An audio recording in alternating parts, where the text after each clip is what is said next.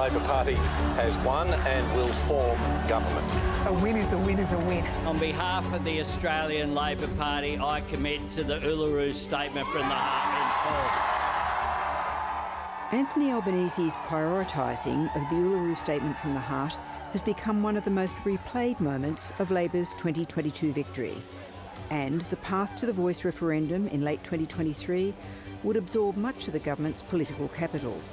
But let's recall the world Anthony Albanese and his colleagues inherited in May 2022 and what they were saying about how they would change it. I want to bring people together and I want to change the way that politics is conducted in this country. I look forward to leading a government that makes Australians proud. Australia's relationship with China was at a very low point when Labor came to office. China had placed restrictions on our coal, lobster, wine and barley exports. Chinese officials would not answer calls from Morrison government ministers, and we had dealt ourselves out of the international climate change conversation. It is China that has changed, not Australia, and Australia should always stand up for our values. Things weren't great in our region either. Albanese's Foreign Minister, Penny Wong, put in a punishing travel schedule, visiting 24 countries in the Indo-Pacific in her first 6 months in the job. Climate is the number one security issue, number one national security issue for the Pacific. I think it's really important, whether it's in Southeast Asia, so the Indo-Pacific more broadly, or in the Pacific region, that we don't simply ask people to choose, we ask them to choose what sort of region they want. Doors started to open once again in Beijing. Trade restrictions were gradually lifted, but other international pressures would cause the government and households more immediate problems. Russia's invasion of Ukraine had sent price shocks through a global economy still suffering supply chain problems provoked by the pandemic. 2 weeks before the 2022 federal election, the Reserve Bank had lifted interest rates for what would be the first of 13 times over 2 years, from just 0.1% to 4.35%. Australians were facing their biggest cost of living shock since the 1970s. Well, this is really tough news for Australian homeowners who are already facing skyrocketing costs of living in the form of spiking energy prices and higher prices for groceries as well. The Prime Minister went to the election promising on 97 occasions that he would reduce power prices by $275. It's just not going to happen. The opposition, under new leader Peter Dutton, was finding its political feet. By the time of the next election in 2025, we will have presented a plan to the Australian people which will clean up Labor's inevitable mess and lay out our own vision. Australians will be asked if they approve of altering the Constitution later this year. Having a Canberra voice is not going to resolve the issues on the ground in Indigenous communities. Peter Dutton has warned the Indigenous voice to Parliament would promote racial division. There's no ongoing negative impacts of colonisation. The Yes side is still holding out hope of a last-minute swing. So there it is. Anthony Green has called it at 7:24 p.m. The Indigenous voice referendum has been defeated. The Morrison government's reluctance to embrace climate change and a federal anti-corruption commission, as well as scandals over treatment of women and failures in an overstretched public service, all helped produce a new dynamic in the parliament. A new group of independent crossbenchers, which have become known as the Teals, emerged campaigning on these issues. The expanded crossbench changed the power balances in the parliament. And chronic illness, put your masks on. The government was keen to talk about more traditional Labor issues like better wages and conditions.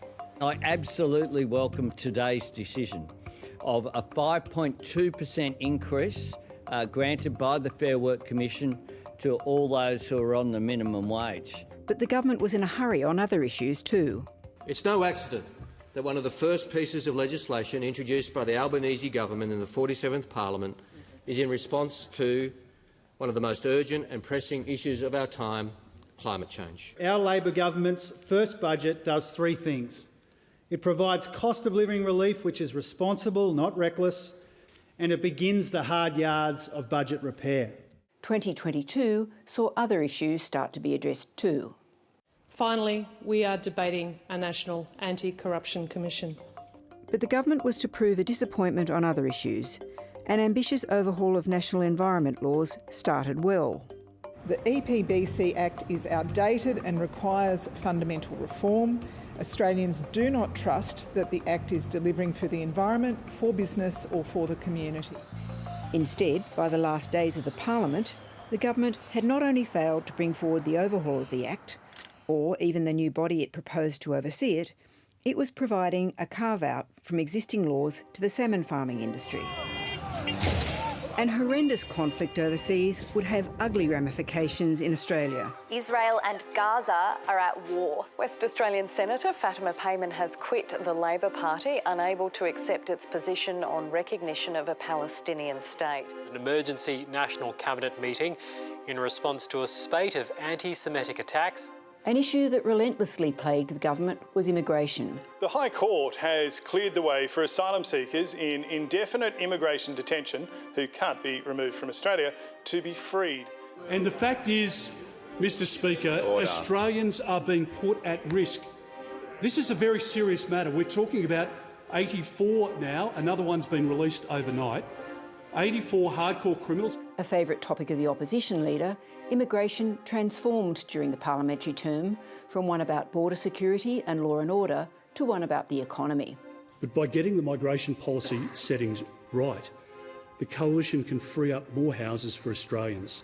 The cost of energy has been a key plank of the political wars over the cost of living and over the future of our energy system.